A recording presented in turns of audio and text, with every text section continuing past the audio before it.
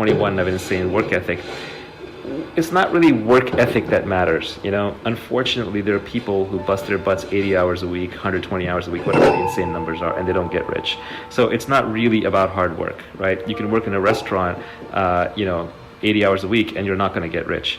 So it's about knowing what to do and knowing who to do it with and when to do it. So it is much more about understanding than it is purely about hard work. Yes, hard work matters and you can't skimp on it, but it has to be directed in the right way. And if you don't know yet what you should be working on, then that is the most important thing to figure out. And you probably shouldn't be grinding at a lot of hard work until you figure out what you should be working on. I would say that the most important skill to getting rich is becoming a perpetual learner. Okay, you have to know how to learn anything you want to learn. There should be no book in the library that scares you, whether it's a math book or a physics book or an electrical engineering book or a sociology book or an economics book. You should be able to take any book down off the shelf and read it. And guess what? A number of them are going to be too difficult for you. That's okay. Read them anyway. Then go back and reread them and reread them. When you're reading a book and you're not understanding a lot of what it's saying, and there's a lot of confusion in your mind about it, that confusion is similar to the pain, the burn that you get in a gym when you're working out. But this time you're building mental muscles instead of building physical muscles. So just learn how to learn and read the hard books. And the problem with just giving advice saying just read is that there's so much junk out there, right? There's as many different kinds of authors as there are people. So there are lots and lots of people who are going to write lots of junk. So this is an unfortunate thing that I find. I do have people in my life that I consider to be very well read who aren't very smart. And the reason is because even though they're very well read, they sort of read the wrong things in the wrong order. It's not even that they read the wrong things, but they read them in the wrong order. Because if you start out reading a set of things that are false, or let's just say they're not even false, they're just weakly true at best, then they form the axioms or the foundation for your worldview. And then when new things come in, you judge whether they're accurate or not based on that foundation that you've already built. So that foundation is critical. So when it comes to reading, I would make sure that your foundation is very, very high quality. And the best way to have a high quality foundation is, unfortunately, you may not love this answer, but it's to stick to science and to stick to the basics.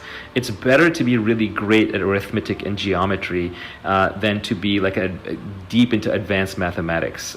Your foundations are very important. It's good to, like microeconomics, I would read microeconomics all day long, micro 101. I would throw macroeconomics away because it's trash. People can't agree on it. So generally, there's only a few things you can read where people don't really disagree. Like very few people will disagree that 2 + 2 is 4, right? So that's serious knowledge. That's knowledge everybody should have. So mathematics is a place where you can rest your head. It's a solid foundation. Similarly, the hard sciences are a solid foundation. Microeconomics is a solid foundation. The moment you start wandering out of these solid foundations, you're in trouble because now you don't know what's true and what's false. So I would focus as much as I could on the solid foundations. Another way to do this is to read the originals, read the classics. If you want to learn evolution, read Charles Darwin. Don't even read Richard Dawkins, even though I think he's great. Read him later. First read Charles Darwin.